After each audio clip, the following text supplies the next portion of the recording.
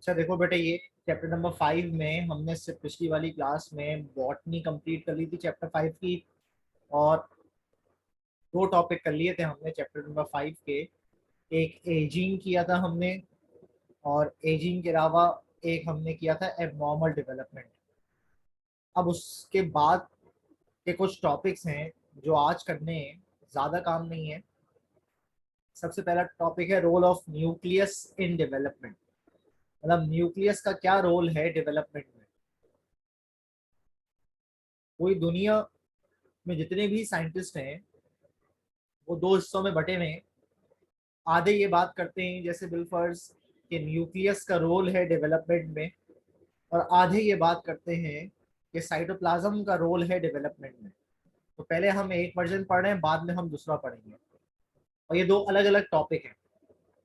तो सबसे पहले role of nucleus in development, मतलब न्यूक्लियस का क्या किरदार है डेवलपमेंट में। इन्होंने एक्सपेरिमेंटल पर्पस के लिए एक यूनिसेलुलर एल्गा लिया जिसका नाम था एसिटाब्यूलेरिया। ये एक एल्गा है, यूनिसेलुलर एल्गा है जिसका नाम है एसिटाब्यूलेरिया। ये जो एसिटाब्यूलेरिया है, इसके पास जड़े जैसा स्ट्रक्चर होते हैं इसके निचले हिस्से में, जिनको कहते हैं राइजोइड, जिससे अपने आप को अटैच करता है और पानी एब्जॉर्ब करता है। एक इसकी डंडी होती है जिसको आप साइटोप्लाज्मिक स्टॉक कहते हैं, और उस डंडी के ऊपर कैप लगी हुई होती है। ये दो तरह के स्पीशी हैं। एक है एसिटाब्यूलेरिया मेडिटेरेनिया, और एक है एसिटाब्यूलेरिया क्रीन्यूलिएटा। दो तरह के हैं। एक है एसिटाब्यूलेरिया मेडिटेरेनिया और दूसरा है एसिटाब्यूलेरिया क्रीन्यूलिएटा। मेडिटेरेनिया जो है उसकी जो कैप है वो डिस्क शेप है, और जो क्रीन्यूलेटा है उसकी जो कैप है वो डाइसेक्टेड है, मतलब कटी हुई है, स्केल्प्ड है।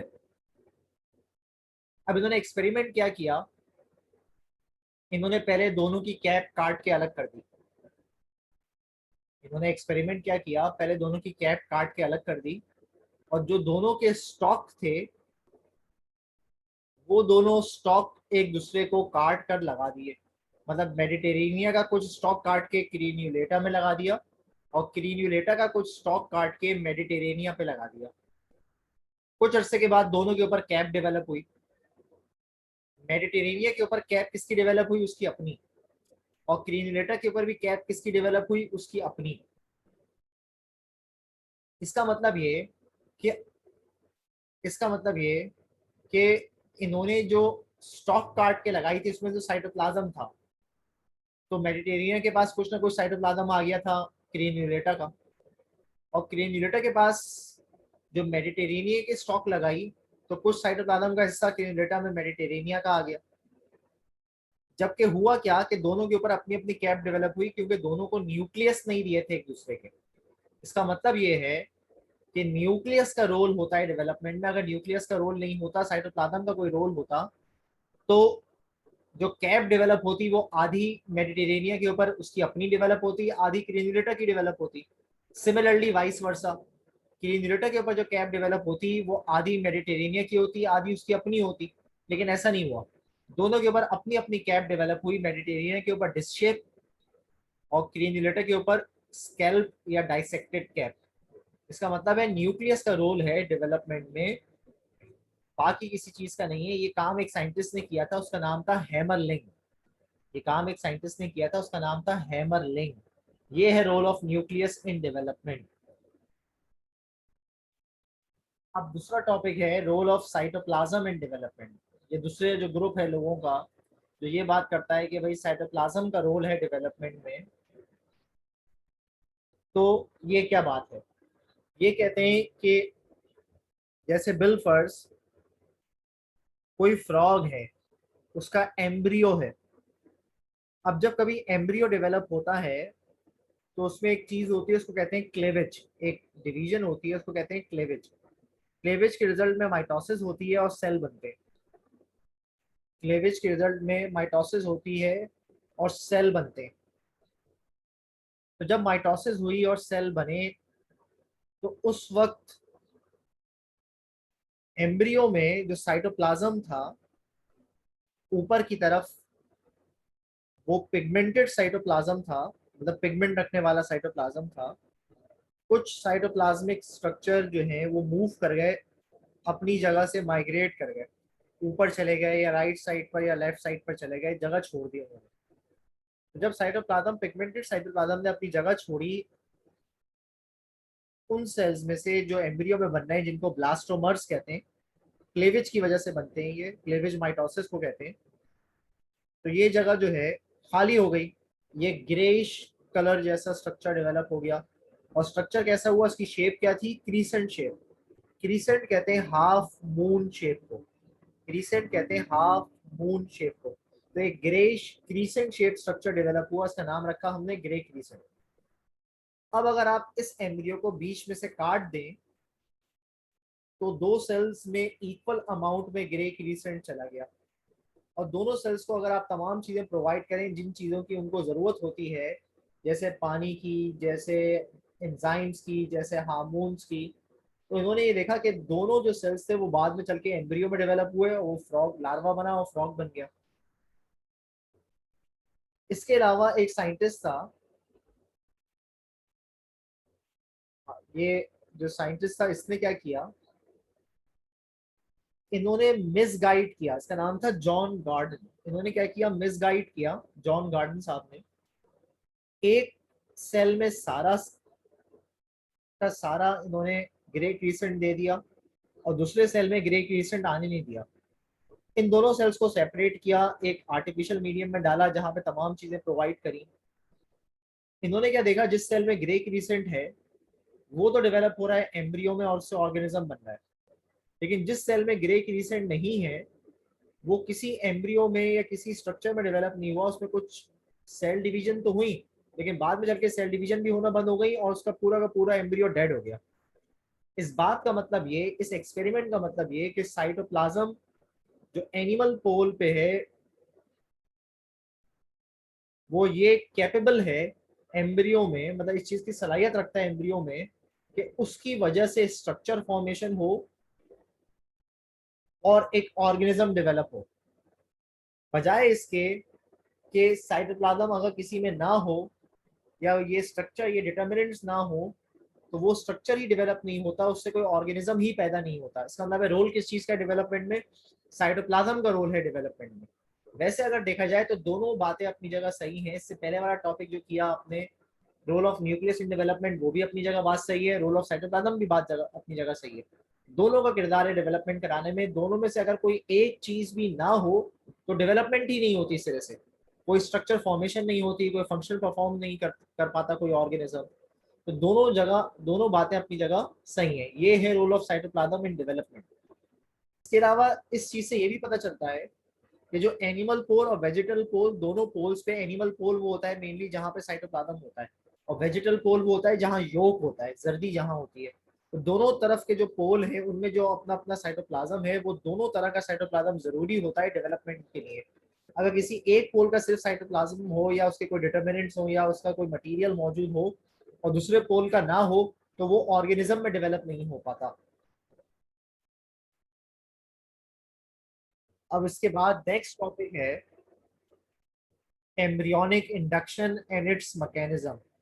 नेक्स्ट टॉपिक है embryonic induction and its mechanism.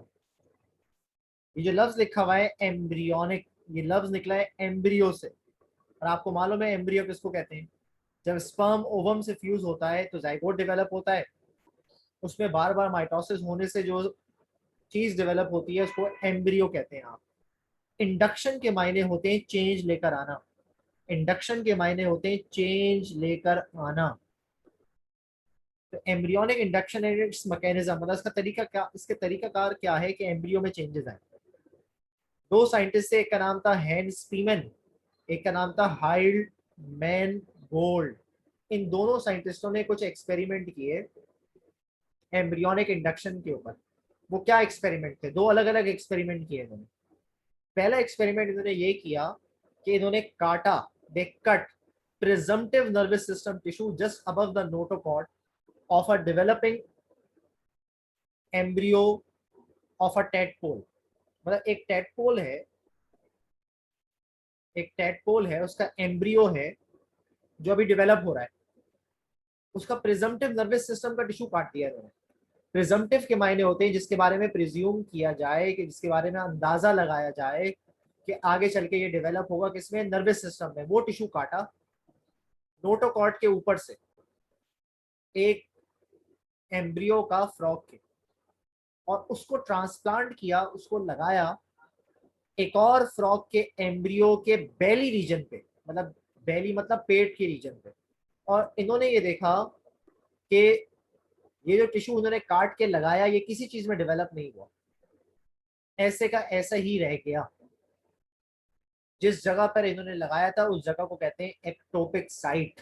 Ectopic site, उस जगह पे ये जो टिश्यू काट के लगाया ये किसी चीज में डेवलप नहीं हुआ। ये पहला एक्सपेरिमेंट था। दूसरा एक्सपेरिमेंट इन्होंने क्या किया, किसी दूसरे फ्रॉग पे, किसी दूसरे फ्रॉग के एम्ब्रियो पे दे कट दे कट प्रिजम्पटिव नोटोकॉर्ड टिश्यू। अब इन्होंने काटा प्रिजम्पटिव, मतलब जिसके बारे में प्रिज्यूम किया जाता है कि किसका टिश्यू है, नोटोकॉर्ड का टिश्यू है।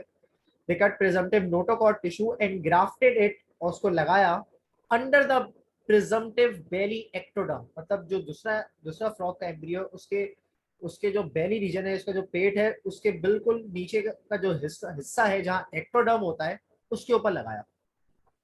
अब इन्होंने क्या देखा कि ये जो टिश्यू काट के लगाया है इससे भी एक स्ट्रक्चर बना, न्यूरल टिश्यू, और जो एम्ब्रियो है जिसपे लगा रहे हैं उसके अपने अंदर भी न्यूरल टिश्यू डेवलप हुआ, यानी कि दो न्यूरल टिश्यू डेवलप होगा इसके अंदर। ये दूसरा एक्सपेरिमेंट था। इसका कंक्लूजन ये है, इसका मतलब है कि एम्ब्रियोनिक टिश्यू जितने भी होते हैं वो इन्फ्लुएंस करते हैं, मतलब असरअंदाज होते हैं upon the other embryonic tissue, कि अगर उनके ऊपर कोई और एम्ब्रियोनिक टिश्यू लगा जाए उसके ऊपर, थ्रू ट्रांसमिटिंग, भेजने के जरिए सम केमिकल स्टिमुलस। इसका मतलब है कि जो एम्ब्रियोनिक टिश्यू होते हैं वो केमिकल स्टिमुलस भेजते हैं मैसेंजर की फॉर्म में दूसरे एम्ब्रियोनिक टिश्यू के ऊपर जो उनको लगाया जाए। ये जो केमिकल भेज रहे हैं ये इन केमिकल सब्सटेंसेस को कहते हैं प्राइमरी ऑर्गेनाइजर्स, और इस फिनोमिना को कहते हैं एम्ब्रियोनिक इंडक्शन। इसका मतलब है कि एम्ब्रियो कम्युनिकेट करता है दूसरे टिश्यूज के दरमियान में by sending certain chemical substances, and these chemical substances are called primary organizer, and this mechanism is called embryonic induction. इसका मतलब ये नहीं कि आप कोई भी चीज कहीं भी उठा के लगा दो तो वो चीज एक्सेप्ट हो जाएगी, बॉडी उसको एक्सेप्ट कर लेगी, उसमें केमिकल मैसेजेस चले जाएंगे।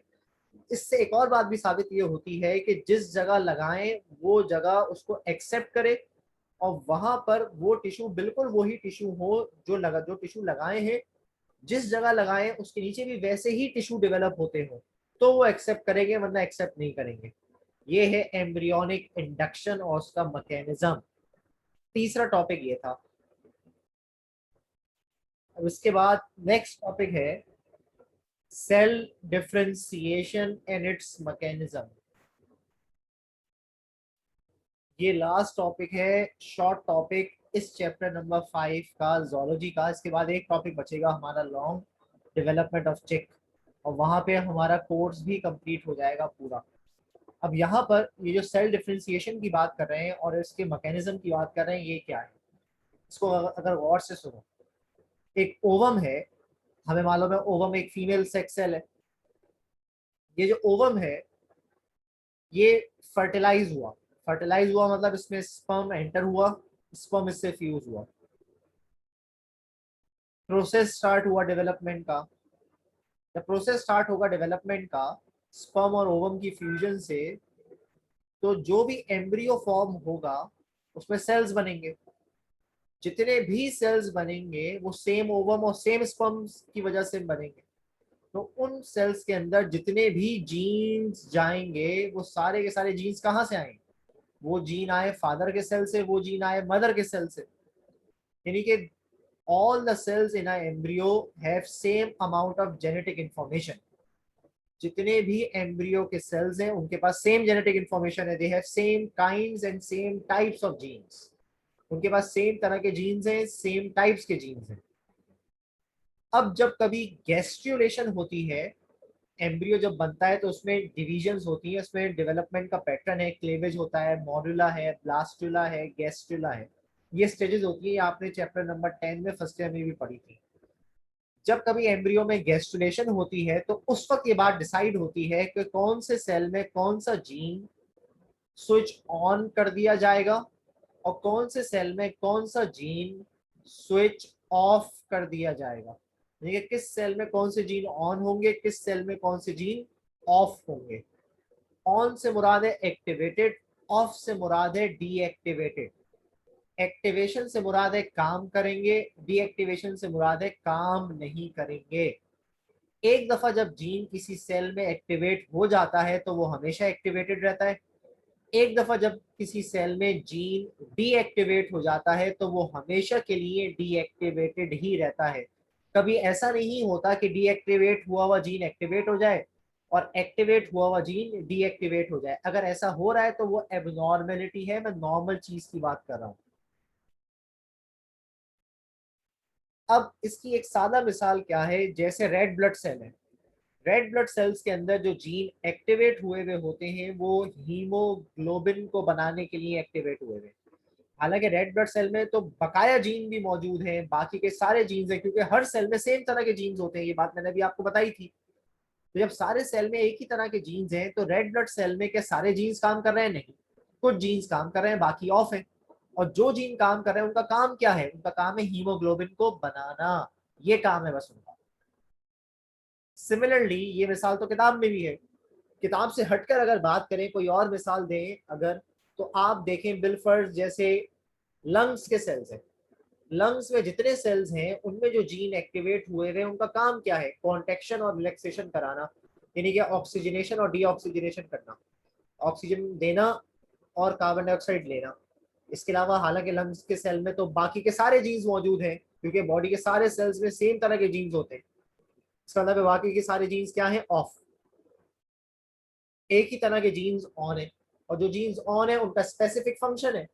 सिमिलरली एक और मिसाल किडनी है। अब जैसे किडनी है, किडनी में सिर्फ वही जीन्स एक्टिवेटेड है जिनका काम क्या है? फिल्ट्रेशन ऑफ ब्लड, ब्लड का फिल्टर करना या रीएब्जॉर्प्शन कराना वाटर की। बाकी बात की जाए तो किडनी में जो सेल्स हैं उनके पास भी सेम तरह के जीन्स हैं, same kind and same types of gene मौजूद है, लेकिन वो सारे जीन्स क्या है? Switch off. इसका मतलब है हर ऑर्गन में, हर ऑर्गन के सेल्स के पास होते तो सेम तरह के जीन्स हैं, क्योंकि वो एक ही स्पर्म और एक ही ओवम से पैदा हुए हैं, लेकिन उनके पास कुछ जीन्स ऑन हुए हुए, कुछ जीन्स ऑफ हुए हुए। और जो जीन्स ऑन हुए हुए वो ऑन हुए हुए रहते हैं, जो ऑफ हुए हुए वो ऑफ ही हुए हुए रहते हैं। ये तो बात कर ली।